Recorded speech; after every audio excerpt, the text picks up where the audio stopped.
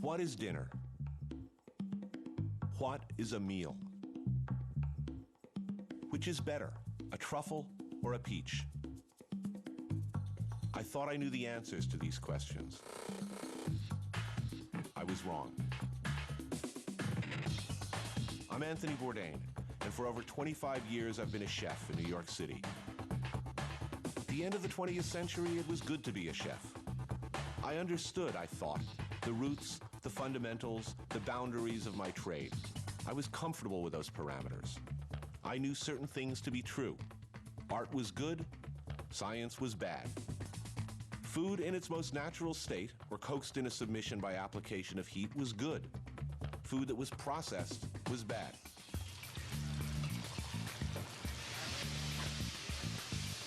Good food came from hot, chaotic spaces where overheated craftsmen sweated and toiled and cursed their capricious clientele and their cruel masters.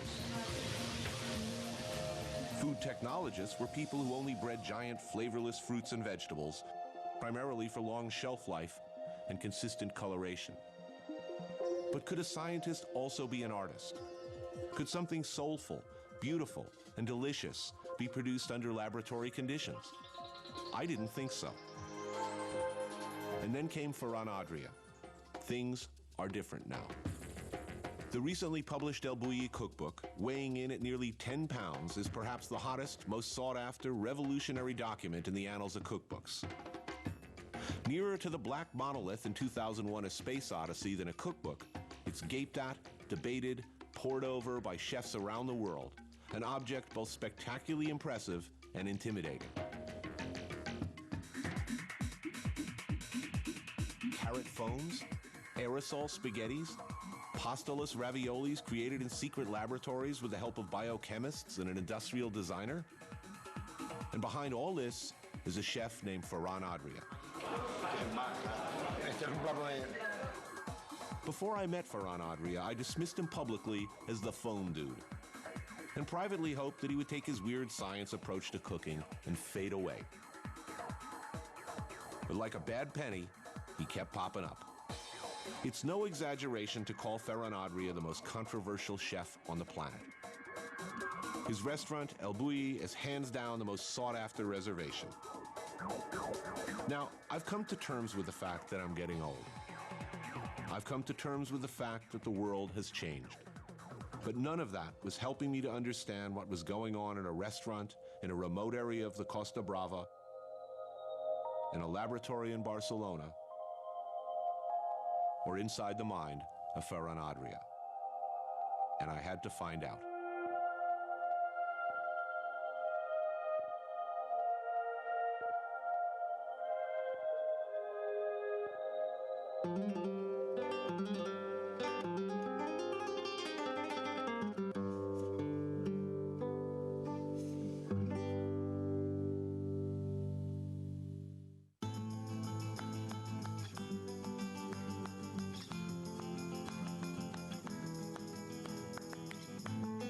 I first met Ferran Adria in 2002. A mutual friend brought me over to the lab to meet him. And the first words out of his mouth to me were something like, "So tomorrow I'm going to destroy your entire concept of what ham is and what ham can be." And the next day we met here, this store, and he proceeded to do just that. Hamanissimo, a tiny ham shop in the center of Barcelona. Admittedly, I was intrigued. For our first meeting, Ferran doesn't take me to some high-end restaurant, certainly not his high-end restaurant, and he doesn't want to hang out and show me some newfangled process in his lab. So why here? Why ham? What was it about this place that so fascinated him? My curiosity was piqued. He introduced me to Senor Martin, owner of Hamanissimo, who quickly began to educate me on the intricacies of making Spanish jamón, or ham. Hamanissimo is a specialty shop dealing in Iberico de Bellota. Not just any old ham, but ham made from pata negra, a black-footed Iberian pig, which is allowed to graze freely in the fall and early winter months on bellota, the sweet acorn. Some of these jamons take over 40 years to make, and at just a glance, they're worth the wait. You know, it's not a matter of which is better. It's all have unique features and strengths. Jamons from 3 distinct regions of Spain: Extremadura, Andalusia, and Salamanca. Each has its own unique characteristics depending on the particular conditions in which the pigs were raised and the various conditions in which they were cured. This Salamanca jamon comes from pigs raised by Señor Martin's own family. Y mi padre les ha dado toda la bellota que han querido. Martin points out to me that his father fed these pigs all the acorns they could eat. Oh, you know that's good. Y por lo tanto, al ponerle menos The Salamanca hams take a longer time to cure because they have less salt and more fat. You can tell when they're ready when they begin to sweat. Simplification, but scads of information there. Curing these hams takes skill and patience. Knowing when they're ready, that's centuries of trial and error at work. donde se denota es en la parte de la punta. Another way to determine the correct degree of curing and flavor is the cala, a thin bone spike. Puede detectarse en su alimentación. The bittersweet smell of the steak determines a lot. By ramming this bone into the thigh where the salt drips down, you can tell. No, I can't tell. You can't tell. He can tell. Everything you need to know about this ham. Is the bone properly formed? What was it fed? Was it stored properly? Is it ready? Is it good? Is there enough? I mean, everything. It's all there. Experiencia y tradición. Experience and tradition tell him when it's ready. It's a little bit of a secret. Un poco el secreto ahí, ¿no? You know, this stuff you don't throw on a slicer. That would be heretical. Look at that fat. Aquellos jamones Listening to Martin and watching that magnificent ham being sliced, I was beginning to understand why Ferran brought me here. Why Hamonissimo might be a good starting point. Making ham, after all, is a process. It's all about the transformation of one food into another. Obviously, there was something about this transformation that Ferran was drawn to. There is no better place to be when eating a good meal is to have somebody who knows what the hell they're talking about take you by the hand and take you on a ride. You just sort of close your eyes and go with it. Oh, yes. Look at that. El jamón ibérico de bellota o el jamón ibérico se debe comer con los dedos. You just pointed out that ham should be eaten with the fingers. I was very happy to hear that. So this ham has been under his family's control from birth until this point, which is my idea of quality control. Oh, yes. Look at this fat. It melts. This, right? Oh, man. It's just beautiful.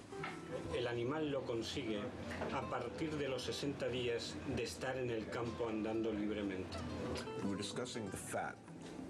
This is one of the few animals in the world that do this naturally. The fat just doesn't pile on the outside, it ripples through the meat. So the marbling, the fat that streaks through the lean, is achieved only in an animal that spends 60 days running around free. Si un secadero está rodeado pues, de árboles frutales, When you're drying the leg, the air, the microorganisms in the air, what's in the particular soil, all of that is part of the eventual flavor. como producto vivo, Beautiful. And the flavor, you can taste what it ate, where it came from. That wonderful confluence of natural forces, the wind, the cold, the altitude, the diet. Beautiful thing. It's this knowledge and attention to detail that reminds me of an observation Ferran made when we ate here together for the first time. He said, what's wrong with transforming food? The making of ham is a process. Iberico ham is better than fresh pork, no? Just as good sherry is better than the grapes it's made with. After all that top-quality Spanish ham, having tasted fatty, acorn-fed cured pork in all its freshly sliced glory, I find it hard to disagree. I wish you could smell this. The smell in this room is incredible. Do you think if I stuffed one of these things down my pants, I could make it through customs? I want one. I just want to have it hanging in my kitchen or my living room and gaze upon it. I think I understood a few vital and important points about Ferran Adria at this first meeting. At least I understood one thing. This is a guy who likes food.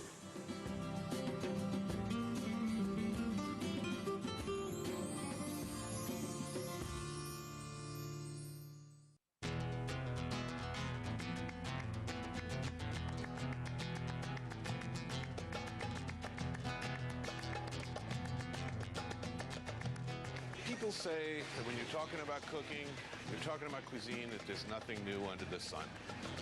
That you can't reinvent the wheel. That you're basically reinventing the same thing over and over and over, maybe adding a spoke here and there. But when you mention Ferran Adria and what he's doing at his restaurant Bulli, people tend to get confused. I'm headed to Ferran's workshop to try to make sense of it all. So, through these doors is what was once a Gothic-era palace. A bunch of talented chefs and cooks developing new menus, or a portal to another dimension. The controversy about Ferran Adria tends to focus on his approach. For the outside world, it seems distant, analytical, scientific, removed. Even for me, an old-school French-trained bistro cook of middling abilities, I don't like the sound of a guy who experiments in a workshop, whose kitchen forswears flame. No, I don't like the sound of that at all. This is the taller, erroneously referred to as the laboratory by those barely in the know, but really a workshop. When you walk into the tailler's main workstation, there are backlit clear glass jars, hidden induction burners, and stealthily placed equipment everywhere. There's a definite element of Dr. No's secret laboratory at play. It's here in El Taller, or the workshop, that Ferran, his brother Alberto, their partner Oriol Castro, a chemist, Per Castel, and an industrial designer, Lucky Hubert, work together to push old concepts from last season forward and create and develop entirely new concepts. There is one concept at the heart of everything that is unchanging and truly revolutionary. While the world writes and speaks of Ferran Adria, within the taller there is an environment of teamwork. Results are what matters. Ideas are freely discussed and credit shared. And early in this visit, through our interpreter, Lucy Garcia, Ferran made sure I understood this. One of the very important things is the team. Normally, the chef is the center of the universe in the kitchen. I might be the media star, but they are part of the history of the Bulli. They participate in the creativity in the same level as Ferran does. If you spent 2 days with Alberto or with Oriol, you would realize that in normal circumstances they should have their own restaurants. This is the big and great difference between the Bulli and other creative restaurants. They never say I did, I made. It's we. It's we. It's a team. Let's be clear here. Ferran is the guiding light and undisputed spiritual leader of this revolution. But the free exchange of ideas is based on this respect for the team. What is the question of the day? What are they investigating? He's looking at the sensation of grilling a peach. And what's he crushing on? He's crushing smins, peach-flavored smins. The ground-up candy is sprinkled on the peach and used as a caramelizing agent. The treatment he's tried to give it is like a foie gras. Seared on the outside, Seared. soft in the middle.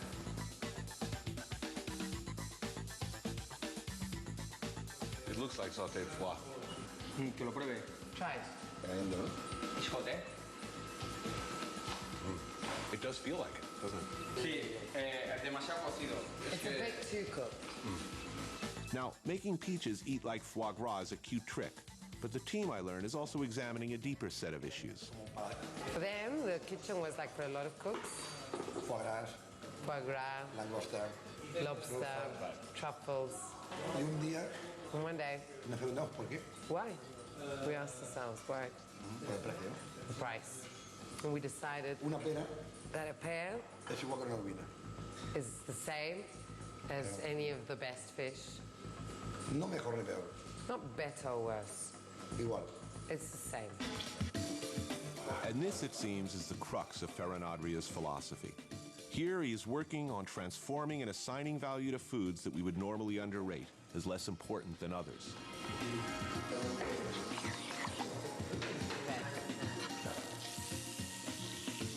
In developing new dishes and concepts, one must be organized. And here, every element, every technique is painstakingly recorded. In order to transform a food, one needs to know why food behaves the way it does and quantify that. To do that, they've developed a system of symbols and classifications for products and procedures. This information is used to create and continuously evolve a blueprint of culinary products, technologies, preparations, and styles they refer to as simply the map. You're the first people to see this. They started this collaboration to ask the whys of things. Científico. They want to know about the science. Right. So any item that comes in, you examine it from all of these aspects. I see mechanics, acoustics. No, aquí fórmula. So he doesn't want people to think that they sit here and create chemical formula. This is not science class. No. This is cooking.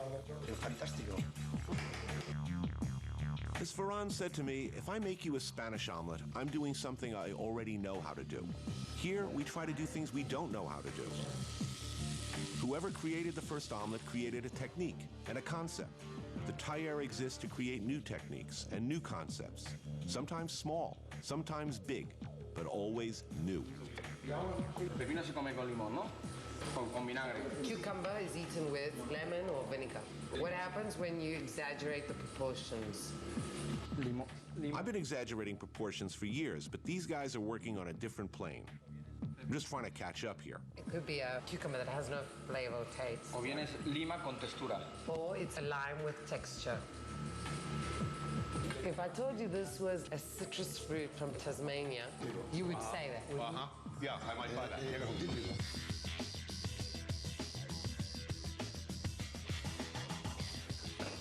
That is water and lactic acid. It's meringue-like in texture. You have a little sensation of fat. So next, you got to think about what flavors you can put in without destroying the texture. Truffle oil, you think, yes, that'll work. So the pH, the acidity is going to be very important on this. Yeah. The team is concerned with all aspects of the eating experience: textures, colors, and tastes. Not just how something tastes, but how taste is experienced differently by each individual. We all think our taste is perfect. It's the best. It's ours. Parents brought something. There are people who genetically detect this and people who genetically cannot detect this. It's a bitter taste. No lo notas. He, for example, doesn't Y notice esto es that. increíble. No. Sí. Uy, sí, sí, sí, sí. It's very bitter. Imagine what this means. We all taste in a different way. So 2 people out of 10 at a table might find something bitter. Anchovy.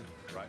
A lot of the work done in the lab is about perception, how things may not be what they appear. He's gonna cook it, but he's gonna try and make you get the impression that it's wrong.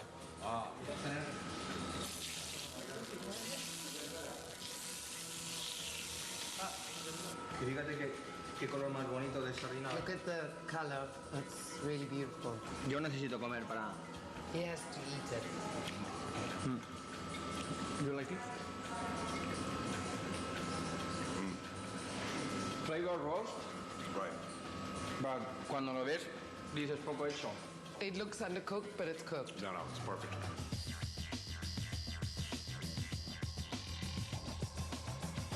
We're about to see something that has never been shown on television, and in fact, there's been some controversy within the ranks here over whether they want to show us at all. They're not going to explain what they're doing, but they are going to do it, whatever it is. Ferran and his team have developed a technique where they can make certain flavored liquids congeal at precisely the perfect temperature, forming a thin shell around a viscous center. Today's experiment is an attempt at making mango caviar.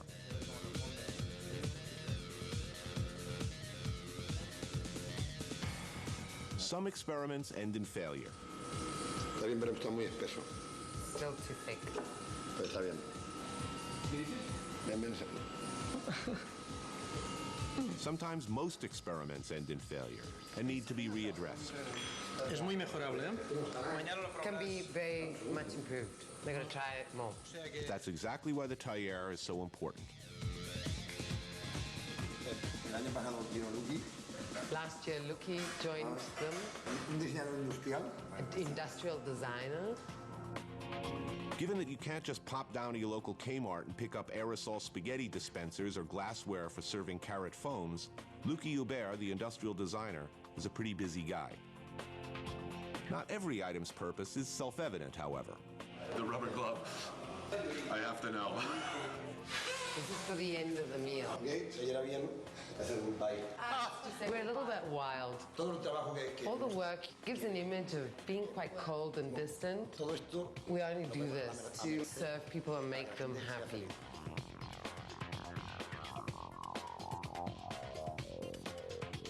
El Taller is a place where questions are asked about the physical properties of food. Can we do this? Can we do that? Questions about dining, about the fundamental nature of cuisine and gastronomy. In here, they work together as a team, experimenting, testing, and dreaming. Trying and failing, and trying again to make things once again new.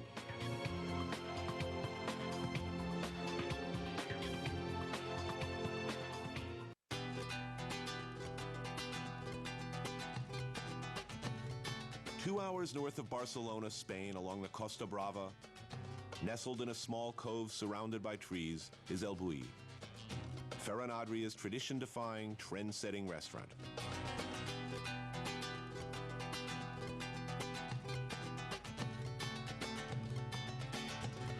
Do I look nervous? I'm nervous. I've seen the book. I've heard the theories. I've been to the lab. Now to eat the food. I'm nervous. Do I look nervous? I'm scared. I feel inadequate to the task. This has been a kind of a life-changing experience so far, and I haven't even eaten the food yet. Do I have kind of a frightened, nervous, neurotic look on my face? My dog used to get this look when I yelled at him. I need a drink.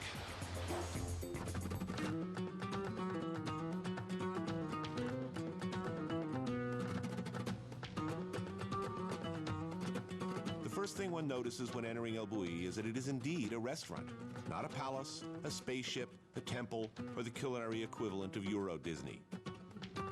The dining area is reminiscent of the kind of upscale restaurants found around the world these days. The kitchen, however, is quite a different story.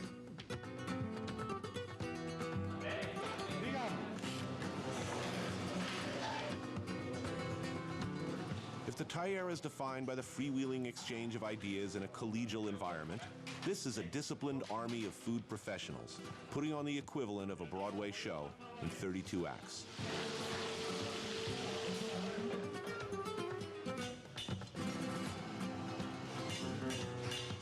The production of each dish has been worked out to the last detail. The success or the failure of the technique and procedures underlying these dishes can come down to a drop, a degree, or a second too much or too little. And while failure is not an option here, there's a remarkable lack of chaos for a large kitchen. Less banging and yelling, certainly not the mosh pit environments I'm used to. Cool, elegant, quiet, modern. 55 cooks serve one seating per night of 55 guests. It's more like the spirit of Mission Control or the Bridge of the Enterprise. You know, boldly going where no kitchen has gone before. Ferran comes out to greet me and our mutual friend and book editor, Annick Lapointe, and introduces me to Oriol Castro, the one member of the taller who was absent the day before. We're seated in the kitchen at the chef's table, right in the middle of the action. All right, feed me. One hardly expects to begin this meal with a cocktail and a basket of rolls, so a frappe of green pine water served with artichoke chips isn't so much surprising as it is surprisingly appropriate. Salud. That was water of pine tree. This is great. You would think really overpowering, you know, aromatic. No, it's clean and astringent. And goes well with this artichoke chip. So, did I understand him correctly? He said this is only like the third time he's eaten in the kitchen? És la tercera vegada que menges en la cuina? No, solo. No, he eats a lot in the kitchen, but alone, at just around 7, he eats. Como un menú entero. He eats all the plates. Does he think he'll be able to relax and enjoy, or is the radar on? Me iba que estoy. The radar is on. Yeah, the radar is on.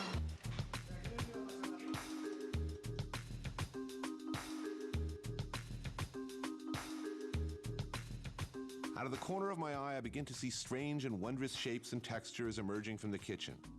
A series of small tapas-like plates that I've never seen before. Lemon tempura with licorice? Raspberry lily pads? Rhubarb with black pepper. It's great. There's no shyness in the flavors here. Maybe coyness, but shyness, no. A fried chip of the skin of the sea cucumber. We're going to eat the inside of the sea cucumber later. And it is just... This is... Pork skin's always one of my favorite things with yogurt. These aren't like the pork rinds you buy at your local 7-Eleven. They do it like in Mexico. Chucha fritos, right? These pork scratchings are made from Iberico ham fat, the best in the world. Salty, crunchy, flavored fat complemented by a creamy, sour yogurt. Wonderful. Oh, man. This is not a combination that would have occurred to me, but man, it's good. Even in these opening dishes that preface the main courses, what Ferran calls snacks, you can begin to sense the innovation and impish sense of humor at work. Jamon de Toro arrives next. A pun on toro for bull. It's in fact fatty tuna belly, cured and flavored like Iberico ham, served with silver pincers designed to pick up ethereally thin slices without bunching or tearing. This is a posh thing. This is at the limit of snobbery for him. It's outrageous. Adria is combining elements that I never imagined could go together.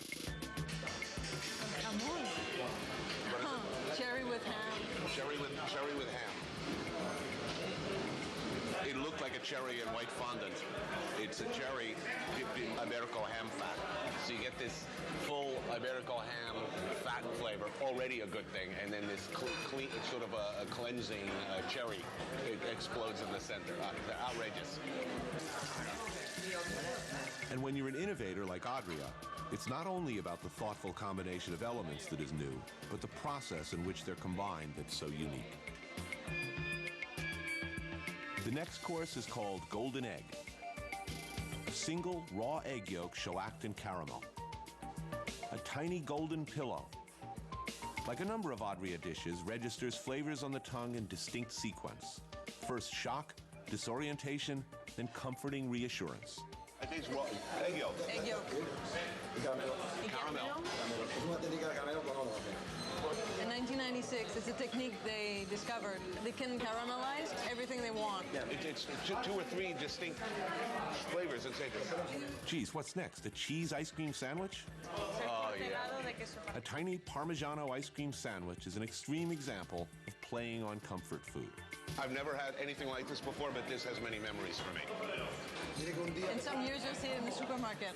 No mías, no. Not his, but somebody will just pick it up. Para la casa es genial.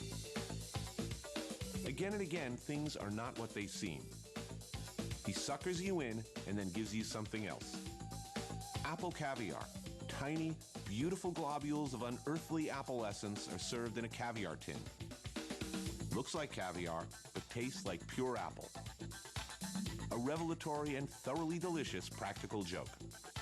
Trademark imitation Bulli.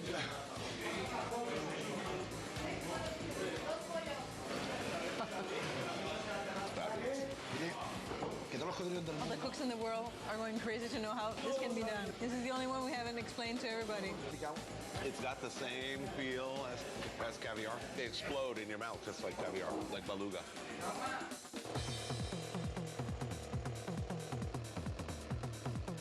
Cotton candy carcass of tiny fish. A small fried fish cocooned by sweet sugar gauze. It's like an edible dust bunny that you found under your bed, only delicious. It's the scariest looking dish I've ever seen.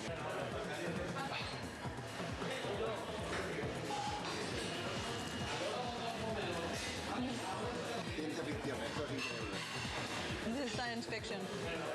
It was an amazing eating sensation. I know people who would get very upset seeing that dish. It was frightening, and it brought up memories of, corpses and Edgar Allan Poe and childhood cotton candy at the same time. Not juxtapositions that would immediately come to mind.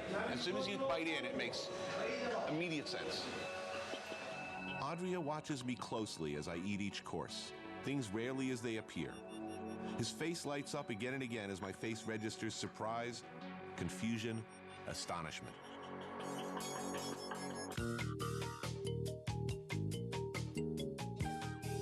A ravioli filling, miraculously suspended in space, with no pasta or outer shell to contain it. This pea ravioli is a seemingly physically impossible concoction in which liquid essence of bright green fresh baby peas is wrapped only in itself.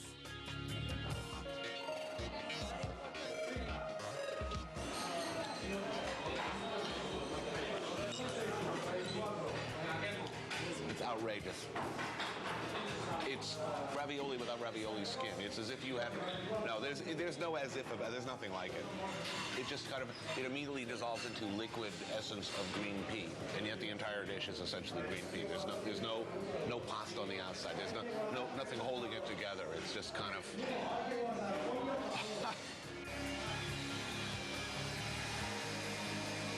Carrot air is an intensely flavored, truly lighter-than-air froth of carrot and tangerine served in a cut glass bowl.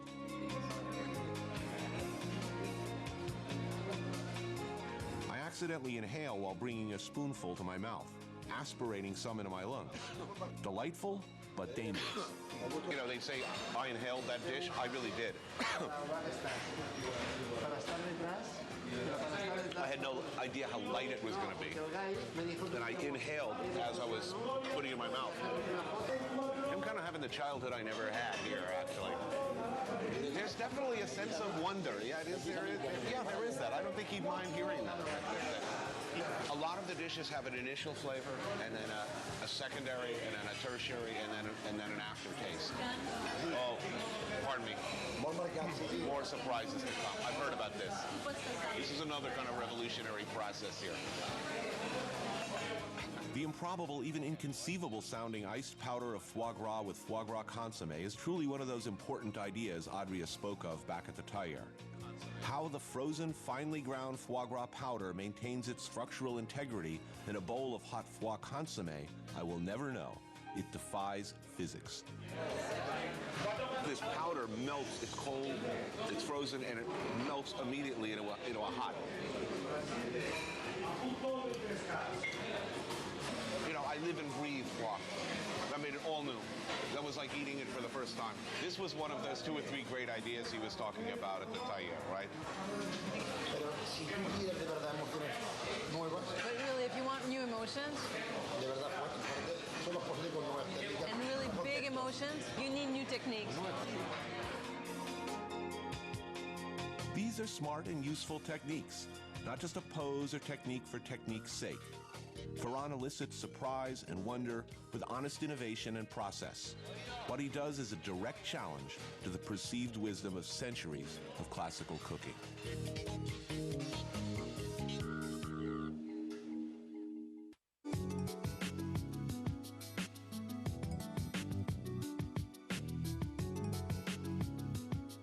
A high-risk, high-wire act like El Bulli restaurant demands questions of its diners as well. Is it food or novelty? Is it dining in any sense of what a meal should be? And is it good in the traditional sense of that word when applied to what is presumably a meal? The constantly evolving 32 courses, often nearly 5-hour meal at El Bulli seems to gleefully invite furious debate. 2 pristine oysters in their own essence. Oysters with oysters and yogurt. Hazelnut yogurt cream rolled with macadamia nut, and then a dot of lemon relish.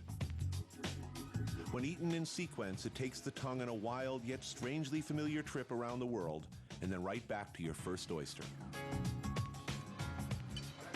I feel like I've eaten that dish my whole life and loved it. Pace and rhythm, Adria says, are important. One mustn't eat too slowly or one gets sluggish and tired. A shimmering, translucent globe of raw tuna bone marrow with caviar. It's like top-quality Edo-style sushi from another planet. Oh, wow. Like all the courses I try, it has a progression of clean, intense, and precise flavors and a pleasurable aftertaste that never intrude on the course to follow. Cuttlefish and coconut ravioli are two tight pillows of cuttlefish which explode in the mouth, rudely and unexpectedly flooding it with coconut liquid.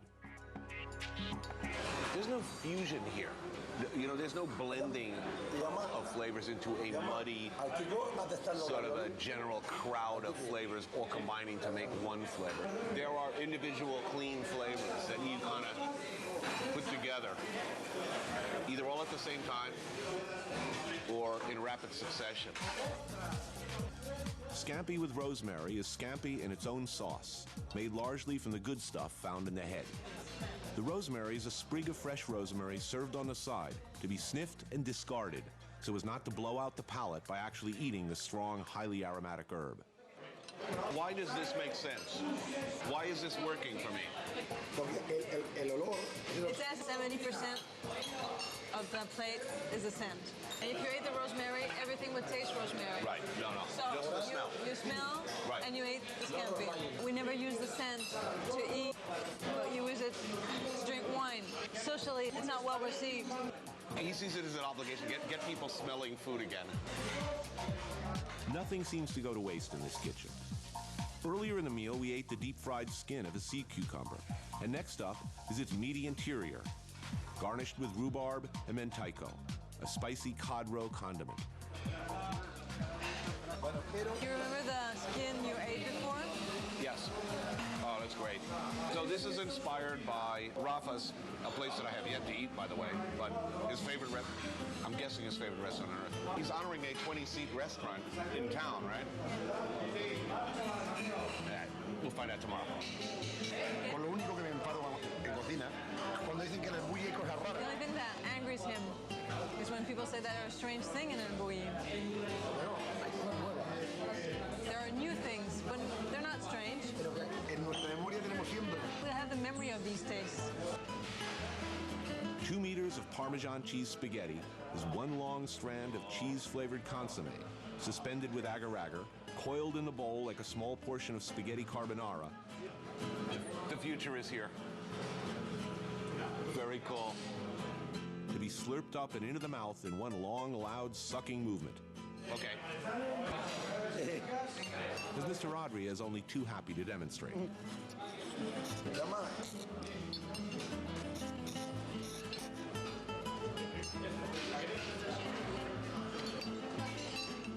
I'm a loser. What can I say? He did it all in one strand. I had structural integrity problems. Even traditional dishes in Adria's kitchen have been reapproached and made new.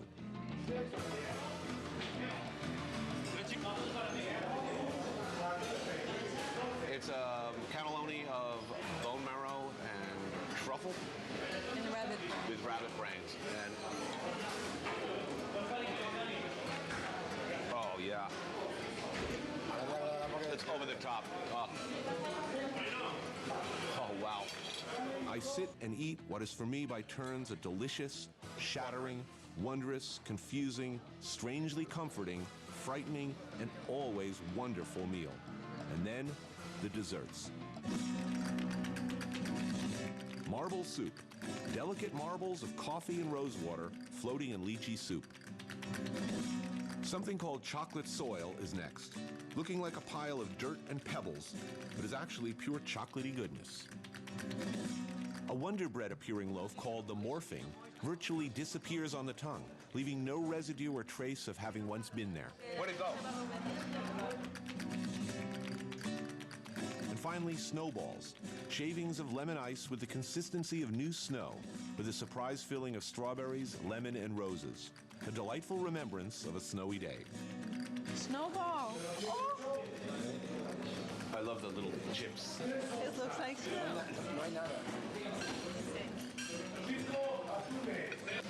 And it has the same consistency of these snowballs of my youth.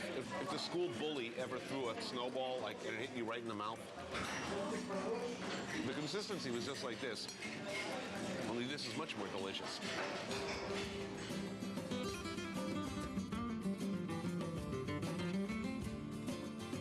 Was it good?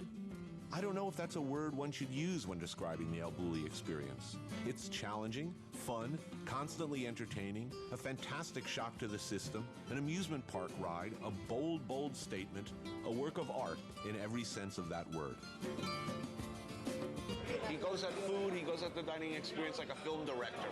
It's about timing and pace and thrills and surprise and showmanship and science, all of these things. But at its core, this is food that tastes good. Is it good? Yes, yes, it's really good. Does it make sense? Yes, yes. It makes sense. Adria likes the word magic, and that's exactly what it felt like.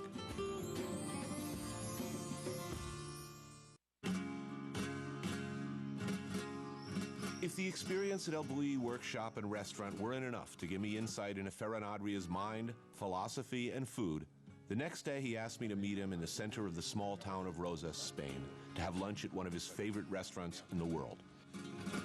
Okay, so we're going to probably Ferran's favorite restaurant on earth. It's called Rafa's. It's all about fish, cooked very simply by a dedicated maniac who tells me he doesn't want any more business.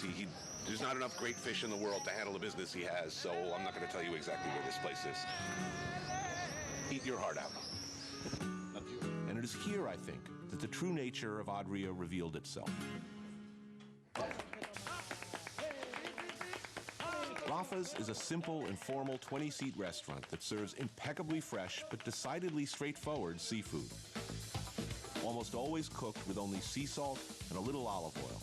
A one-man operation consisting of Rafa, the proprietor, his wife, a grill, a few burners, and a glass counter displaying the catch of only a few hours ago. People are maniacal, fiercely dedicated to this restaurant. And Rafa is a guy who, if he doesn't have ultra-fresh fish, he's not open, period. Highest, most impeccable standards. Most of this stuff was flopping around in the water just a few hours ago. And if it wasn't, he's not opening the doors. A purist, a perfectionist, and it's all about fish presented in its simplest and most unadulterated form.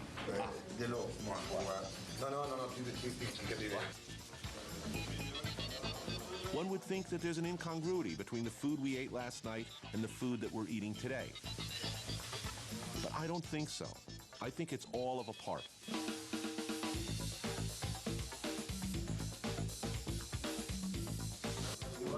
These are beautiful, unbelievably fresh. Tiny little conch, and you twist them out, dip in a little vinaigrette,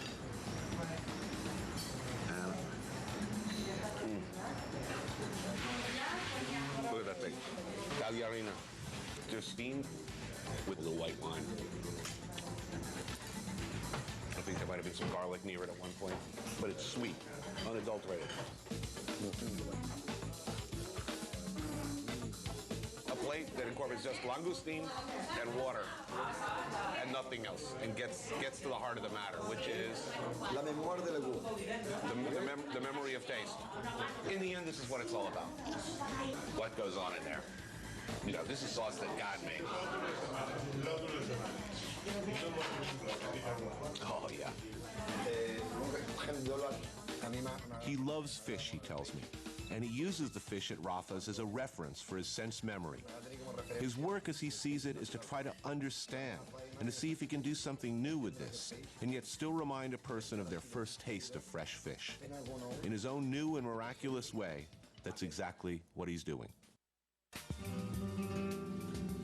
The great French chef Carême, who sought to blend gastronomy and architecture, was said to believe that gastronomy is a blending of art, food, and science.